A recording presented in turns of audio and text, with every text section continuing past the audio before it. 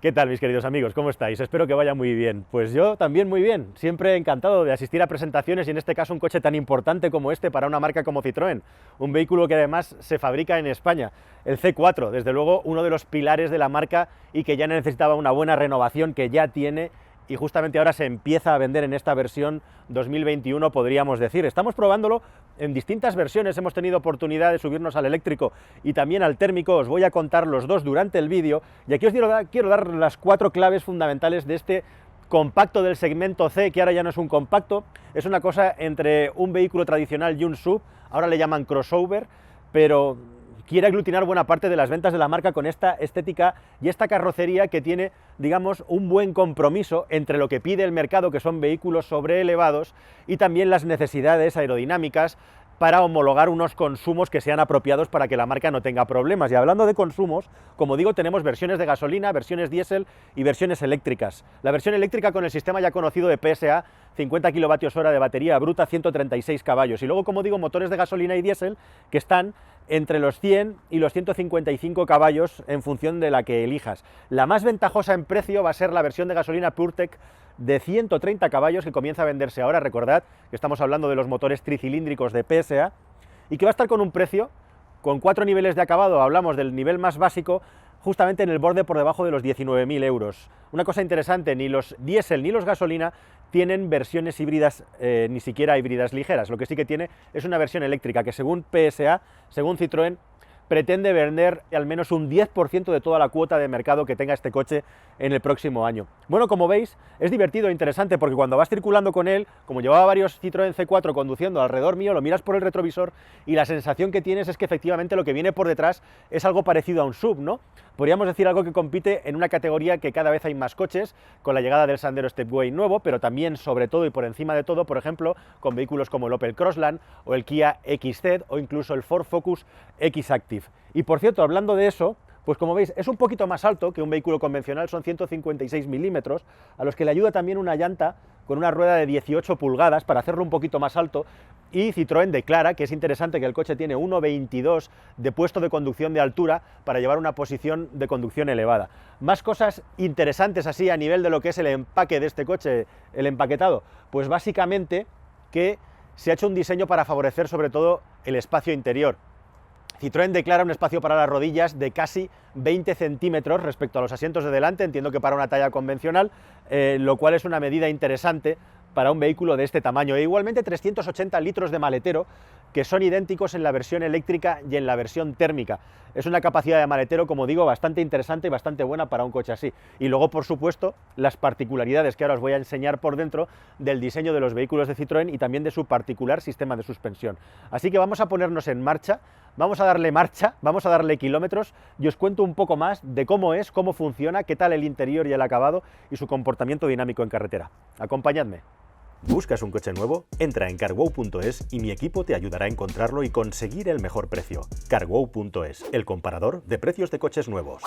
Bueno, pues ahora que ya tengo claro cómo funciona esto, se me ocurre una analogía con los colchones. Yo no sé si has ido a comprar un colchón últimamente,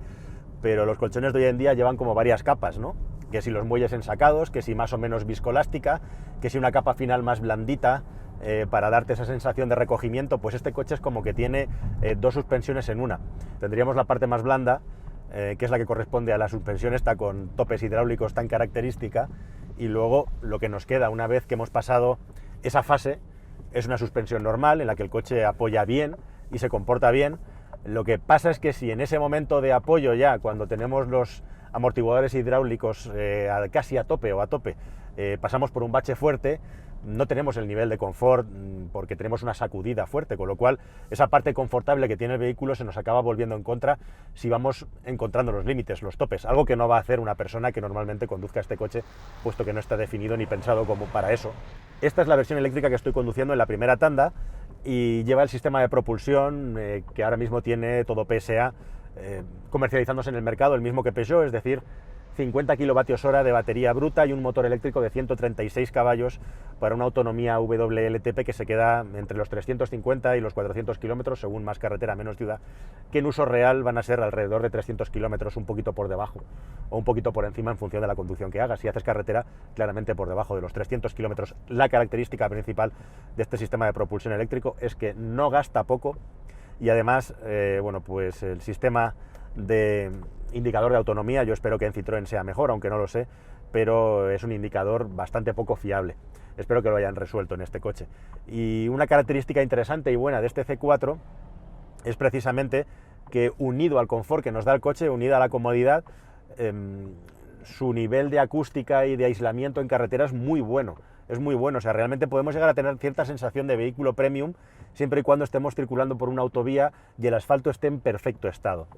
En esas circunstancias, la verdad es que parece un coche eléctrico súper agradable de conducir como vehículo eléctrico para circular por ciudad y por los alrededores de ciudad. Si me das a elegir entre la suspensión de un C5 y la del C4, probablemente me quede con la del C4. A lo mejor la del C5 tiene algo más de recorrido todavía, pero justamente porque ese coche tiene un centro de gravedad más alto, me parece que el bamboleo todavía es más acusado, algo que le pasa también a un DS7. Entonces, cuanto más bajo es el coche, más sentido tiene para mi gusto esta suspensión especial de topes hidráulicos, porque el bamboleo es menor y los cabeceos también. ¿Cuál es el comportamiento característico de este coche? El comportamiento dinámico, que es bastante distinto a lo que tenemos habitualmente en el mercado, porque Citroën quiere dotar de esa característica de suavidad y de confort, de aislar en teoría a los ocupantes del vehículo por encima de la media, con un sistema de amortiguación específico que lo hace muy característico y peculiar. Debido a ese uso, en lugar de tener aquí un circuito hidráulico como teníamos antaño, lo que tenemos aquí son 4 amortiguadores con topes hidráulicos. Ya no hay aquellos problemas de fiabilidad, porque todo el sistema hidráulico está en los 4 amortiguadores, que, como digo, tienen unos topes hidráulicos, que es justamente cuando llegamos a los topes o el lugar en el que el vehículo tiene una característica distinta, diferente a lo que tenemos habitualmente en mente cuando probamos un coche con amortiguadores convencionales. ¿Qué es lo que hace este vehículo en una carretera de montaña como esta? Bueno, pues básicamente lo que notamos es que tarda un poco más de tiempo en apoyarse, balancea y cabecea algo más, intentando darle al vehículo más confort, pero lo llamativo es que una vez que el vehículo está apoyado, la dirección es muy poco comunicativa, es un coche absolutamente antitético para hacer una conducción deportiva, pero lo cierto es que no va mal, dinámicamente, no va nada mal. Tenemos una dirección muy precisa en el guiado y el coche se inscribe muy bien en las curvas, es mucho menos torpe, de hecho es incluso ágil para lo que uno se espera que se va a encontrar, teniendo en cuenta esta característica que tiene, en la que hay este movimiento de flaneo que lo que busca es aislar a los ocupantes del vehículo de los baches de la carretera. Y lo consigue especialmente cuando la carretera no está muy rota, porque si pasamos por baches fuertes o por baches de alta frecuencia, al final esta suspensión hidráulica acaba haciendo tope igualmente, y la sacudida puede ser fuerte, o al menos el golpe que lo notas. Por lo demás es un coche muy confortable, efectivamente, aunque el tema del confort no es lo que se busca desde luego en un tipo de conducción como esta. Lo que me llama la atención, y esta es una característica que quiero que quede clara, es que por ser un vehículo que balancea y cabecea mucho más que la media, no significa que sea un coche más inseguro y tampoco menos estable. Por lo menos lo estáis comprobando al ritmo que estoy conduciendo con total facilidad y comodidad. Y es muy llamativo como a la hora de inscribirse a las curvas parece que te vas a encontrar un coche mucho más morrón y mucho más torpe de lo que realmente es. Desde luego no es un coche ágil ni es un coche deportivo, pero tampoco es un coche especialmente torpón, siempre y cuando estemos pensando o contemplándolo desde el punto de vista de un utilitario familiar. Lo que no es desde luego nada que conjugue bien con una conducción dinámica es el asunto tanto del tacto de la dirección como el tacto del freno. Yo verdaderamente os digo que no he probado nunca un coche con un tacto de freno tan esponjoso como este. Hay que hundir el pedal de freno a veces hasta un punto, hasta un límite en el que llegas a tener la sensación de que estás llegando al tope del freno, pero no, todavía hay más, hay que hundirlo más, y eso desde luego casa muy mal con una conducción deportiva. Esta es una característica que he comentado mucho con mis compañeros y que es muy interesante, y es el hecho de que a primera vista, si conduces este coche de una manera normal, tranquila, la sensación que vas a tener es que es un coche extremadamente torpe, pero no es un coche menos estable o de reacciones peores cuando pasas esos límites en los que ya no tienes en cuenta cómo balancea y si el vehículo está apoyado, y como digo, sigue con una precisión incluso superior a lo esperado las instrucciones que yo le doy al volante para seguir la trayectoria. Así que ahí está ese matiz. No es desde luego el vehículo más apropiado precisamente por los balanceos para hacer una conducción de este estilo, pero si la haces, el vehículo lo soporta sin ningún tipo de problema ni inconveniente. Lo peor para mí, con diferencia, es el tacto del pedal de freno al que te tienes que acostumbrar, porque es muy poco habitual ya hoy en día tener un tacto de pedal de freno tan blando, tan fofo, y que cuesta tanto de encontrar la mordida potente, porque luego al final dosificar, sí, acabas dosificando pues a base de pisar más el pedal de freno de lo que harías en un coche normal. Versión PureTech de 130 caballos, gasolina, como digo, la base de las ventas y primera que se vende antes de que lleguen las de menos potencia, que es la que estoy conduciendo ahora mismo, con el tacto clásico del motor 1.2 PureTech de PSA, bueno, pues que es muy agradable de conducir en la franja de vueltas en las que tiene buena respuesta, que no es muy grande como en todos los motores de 3 cilindros, pero sí suficientemente enérgica y con un buen tacto, la verdad, un tacto agradable de conducir, y también con unos consumos, digamos, bastante aquilatados si no nos volvemos locos con el acelerador. Y bueno, pues un poco el concepto del C4 me parece interesante desde el punto de vista de interior, la renovación en el diseño es total y parece un coche bastante más atractivo, la verdad. Todo el protagonismo lo tienen las pantallas, por supuesto, son 2 pantallas, la instrumentación aquí debajo, con una luz ambiental alrededor, como se hace en las pantallas de televisión modernas, muy curioso, con una instrumentación y una información muy básica, por cierto, con un estilo, digamos, a la hora de presentarnos la información y la cantidad, que me recuerda mucho al Volkswagen ID3. Por ejemplo, esta instrumentación que en el ID3 tenemos aquí delante, aquí está metida en una posición, bajo mi punto de vista,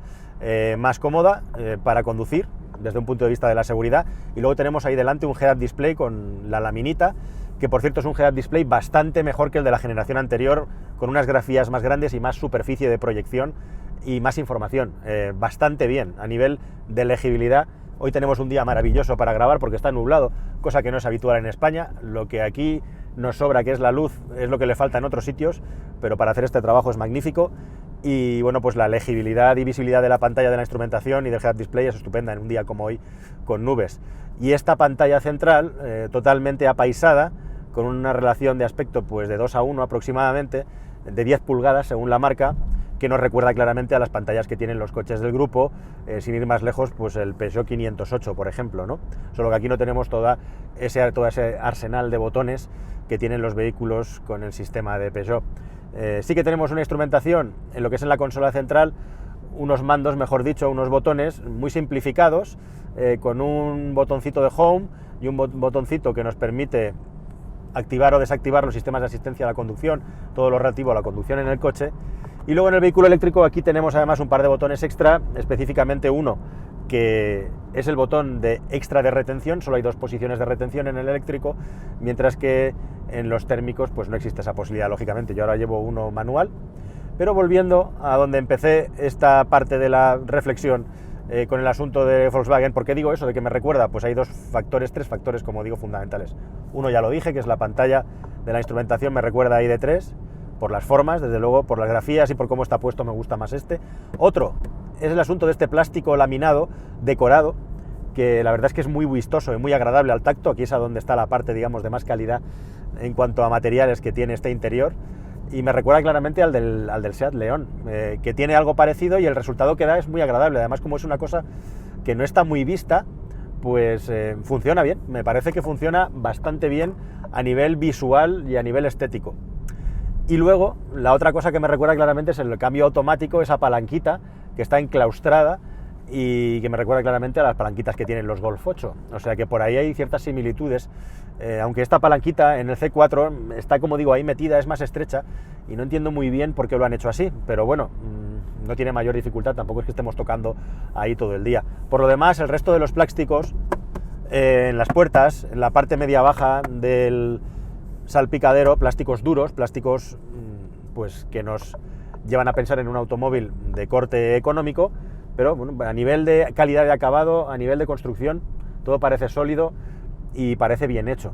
Con una salvedad muy importante, y es un extra que tiene este coche, de serie, de las 4 versiones que tiene de equipamiento, las 2 mayores lo llevan de serie y las otras 2 es opcional, que es un soporte de tablet. Aquí se ha hecho un diseño en la parte derecha, Citroën siempre anda inventando con esto, y aquí lo que nos han colocado, además del airbag, por supuesto, es un soporte para poder llevar la tablet. Es un cajón que pulsando se extrae directamente, y luego además necesitamos tanto una funda específica para la tablet como otro plástico que se acopla entre la base de tablet y la propia funda de la tablet. Funda de la tablet, por cierto, que Citroën tiene disponible para iPad y también para modelos de Samsung, y en caso de que tu tablet no tenga unas proporciones idénticas a lo de los modelos de estas marcas, en cuanto a pulgadas, pues te vas a tener que buscar la vida para encontrar una funda, un soporte, ¿no? Se supone que en accesorios la marca lo va a ofrecer. Y es una manera, bueno, pues que el acompañante lleve una tablet de una manera totalmente segura desde el punto de vista de la seguridad activa. Dice Citroën que la tablet no se ve desde el puesto de conducción, que no distrae al conductor, que lógicamente es algo que les preocupa comunicar. Eso dependerá lógicamente de cuál es el nivel de visibilidad lateral que tenga la tablet en cuestión que estemos utilizando, ¿no? Pero bueno, no deja de ser un accesorio curioso e interesante que hace que además se parta en tres la zona de guantera. Por un lado tenemos el soporte de tablet, por otro lado tenemos una bandeja extraíble donde se puede guardar una tablet o se pueden guardar unas carpetas con unos documentos, está bien, y luego la guantera propiamente dicha. Todo eso en la zona derecha, en la zona del acompañante. Y es que esa es una de las características del C4, que es un coche, según la marca, que tiene hasta 36 huecos repartidos por el interior y tenemos muchas zonas para dejar objetos. Tenemos una plataforma para poder dejar el móvil y hacer carga inductiva con 2 tomas USB, como lo tengo yo ahora mismo cargando. Tenemos una generosa zona debajo donde poder dejar carteras, llaves, etcétera, e igualmente también espacio debajo del reposabrazos, e incluso aquí donde llevo yo mi libretita y mi grabador ahora mismo, tenemos cierto espacio donde también podríamos colocar el teléfono móvil, ciertamente. Como digo, es un coche que está muy pensado para ser habitado, desde ese punto de vista me parece interesante, tiene mucha superficie acristalada, incluso con ese extra de cristal en la parte trasera, con una estética que según Citroën ha tomado reminiscencias tanto del GS como del C4 Coupé. La verdad es que la zona trasera, la forma en la que se terminan los pilotos sí recuerda un poco a eso, y con un espacio interior generoso gracias a estas dimensiones que tiene, especialmente para las piernas en la plaza trasera. Así que desde esos puntos de vista, y todo además redondeado por un climatizador de botones, que en el año 2020-2021 es un lujo ya tenerlo, que bueno, pues redondea una ergonomía que no le podemos poner grandes peros. Es una mezcla entre lo que ya conocemos de PSA, para mal y para bien. Quizá el mayor pero que yo le puedo poner, al margen de que lógicamente sabemos lo que tenemos, es un automóvil con unas pretensiones de niveles de precio medio-bajo, un precio asequible, competitivo diríamos, pues es el asunto, al margen de los materiales, de la instrumentación, que es muy muy pobre y además con una legibilidad discutible en cuanto a algunos tipos de grafías, como por ejemplo el cuentavueltas. En definitiva, algo un poquito marciano para lo que hemos estado acostumbrados los que ya llevamos unos años en esto, y que seguramente los que llevan menos no echarán en falta porque no lo conocen y les parecerá perfecto, ¿no? Además, con estos motores que tienen una respuesta tan, entre comillas, eléctrica, en el sentido de que los turbos y la electrónica hacen que indicaciones como el cuentavueltas, etcétera, cada vez tengan menor importancia a la hora de poder sacarle jugo y partido a los motores, a los vehículos. Bueno, ahora estoy conduciendo una versión manual, que empieza a ser también una rareza en los coches de prensa que nos prestan, y el tacto del cambio, pues propio de los vehículos de PSA, no es ninguna maravilla en cuanto a velocidad de cambio ni precisión, pero es suficientemente rápido y suficientemente preciso, con lo cual tampoco tengo ninguna pega al respecto. Y por supuesto, en lo que se refiere al equipamiento del vehículo, el elemento más importante y más interesante es el asunto de los muelles hidráulicos, que sustituyen a los muelles helicoidales y que están disponibles directamente desde el segundo nivel de acabado del coche, de los 4 que tiene. Solamente en el nivel más bajo no vamos a tener este extra que... A ver, este sí me deja pasar.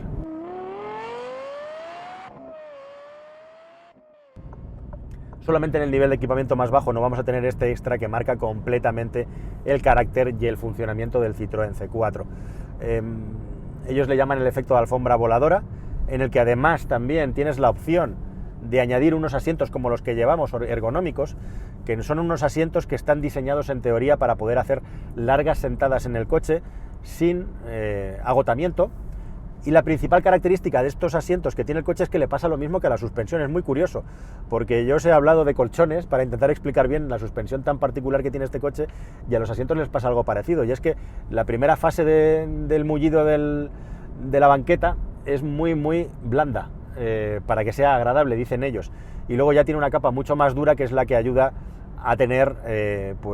confort cuando llevas largas sentadas en el coche. Y es curioso porque es un poco lo que le pasa también a la suspensión. Ese efecto de alfombra voladora, que lo que hace es que el vehículo esté muy aislado de la carretera y oscile para intentar no sacudir a los ocupantes dentro del coche, pues cuando pasas por baches, oscilaciones, etc. Bueno, a mí la sensación que me transmite el vehículo básicamente es que en carreteras con muy buen firme tiene un nivel de confort muy bueno,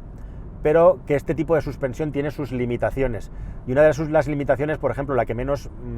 o la que más grande me parece, menos me convence, por lo tanto, es el asunto de los movimientos verticales del coche que se transmiten al asiento. Al final la sensación que tengo es la sensación de conductor de autobús, que llevaban esos muelles, esos asientos que llevaban esos muelles que iban subiendo y bajando. A mí eso no me parece especialmente confortable, pero bueno, entiendo que hay muchas personas a las que le pueda parecer interesante y le pueda gustar. Y luego, como vais a ver en el tramo de carretera que he hecho, que lo he hecho con el vehículo eléctrico, con la versión eléctrica, la curiosidad de que el coche luego tiene un comportamiento dinámico muy bueno y muy sano, muy interesante. Es una característica que estoy viendo en los últimos coches que estoy probando cuando tienen versión eléctrica, y esto es así, y cada vez soy más consciente de ello porque pruebo más coches eléctricos, es que las versiones eléctricas tienen un comportamiento dinámico cuando ya le sacas al coche el jugo superior al de las versiones térmicas, o como mínimo es mucho más fácil llevarlos a ciertos ritmos y velocidades con total seguridad por cuestión de reparto de masas y centrado de las mismas. Y eso es lo que ocurre también en este C4. El tramo de carretera de montaña lo he estado haciendo con el coche eléctrico, con la versión térmica no me va a dar tiempo a hacerlo, pero sin duda yo creo que el térmico no puede superar a la versión eléctrica en lo que se refiere a comportamiento dinámico. Una cosa que sí que me ha gustado, sea versión térmica o sea versión eléctrica, es que este coche tiene un nivel de aislamiento acústico bastante bueno, bastante interesante, especialmente en lo que se refiere a la rodadura. Me ha parecido bastante agradable y bastante llevadero para un vehículo que está compitiendo en una franja de precios media-baja, como digo. Así que me parece un coche interesante y confortable para viajar, siempre que se haga de una manera tranquila, que es para lo que está concebido. Y eso sí, todo lo que son los elementos propios de transmitir sensaciones a la conducción, básicamente el freno y el volante, pues están muy lejos de proporcionar sensaciones deportivas. Aquí lo que se busca es proporcionar una sensación del máximo confort y estamos completamente lejos, como digo, de esos asuntos. En este coche hay una apuesta clara, una apuesta decidida, lo cual es interesante y es bueno porque define bastante lo que le puede ofrecer al potencial comprador, pero tanto el tacto del freno como de la dirección, una dirección tremendamente asistida, que tiene la ventaja de que se puede manejar con poquísimo esfuerzo, no hay manera de cambiarle la dureza, pero parece ideal para moverse por ciudad y para maniobrar, cuesta muy poco moverla. Es un coche interesante para personas que por el motivo que sea tengan poca fuerza o no tengan ganas de hacer fuerza para mover la dirección, y por contra es una dirección poco comunicativa, como digo, aunque la verdad es que el comportamiento dinámico del coche en carretera de montaña me ha sorprendido para bien, que es la particularidad que tienen los Citroën de hoy en día. Van bien dinámicamente, pero la primera sensación, con esta capa que tenemos extra de comodidad, de confort por el sistema de suspensión, pues no lo pareciera, ¿no? Así que esta es la interpretación del compacto del futuro, que ya no es un compacto, es un vehículo sobreelevado, no mucho, porque entonces nos estaríamos metiendo en un lío con el tema de las emisiones y hay que ponderarlo muy bien. Un vehículo distinto a lo que hay en el mercado respecto al esquema de suspensiones, con una oferta de motores todavía bastante amplia en la que aparecen dos motores diésel, que veremos cuánto tiempo duran, entiendo que en esta marca al menos unos cuantos años, con 110 y 130 caballos de potencia, y un coche además que en las versiones de 130 caballos de potencia para arriba solo hay una de momento con más, 136 en la eléctrica o 155 en la de gasolina, pero también en la diésel vas a tener siempre el cambio EAT8 automático de convertidor de par, que es un cambio que tiene un funcionamiento excelente, es suave, es rápido, es confortable y es uno de los mejores cambios automáticos, si no el mejor que hay en automóviles con convertidor de par en este rango de precios. Así que también es una opción muy interesante, sobre todo porque no tiene un sobrecoste muy grande. Con eso te puede quedar un vehículo, un conjunto, si te fijas, pues realmente un paquete de confort interesante. Por más que, como os digo, si nos ponemos ya quisquillosos, yo soy de la opinión que el mayor confort no se consigue con la suspensión más blanda, pero para quien le gusta este tipo de suspensión, en este coche la va a encontrar. Así que nada más, queridos amigos, espero que esta prueba os haya parecido interesante. Por favor, suscribíos al canal para seguir viendo vídeos como este y otros de divulgación que hacemos, como sabéis, intentando tocar todos los palos que son de interés para vosotros. Un placer estar aquí con vosotros de nuevo y nos vemos en un futuro vídeo que espero que sea más y mejor. Hasta el siguiente, amigos. Yo voy a seguir apurando el coche, a ver de qué más me entero. Hasta luego. En el nivel más bajo no vamos a tener este extra que no va mal, dinámicamente, no va nada mal.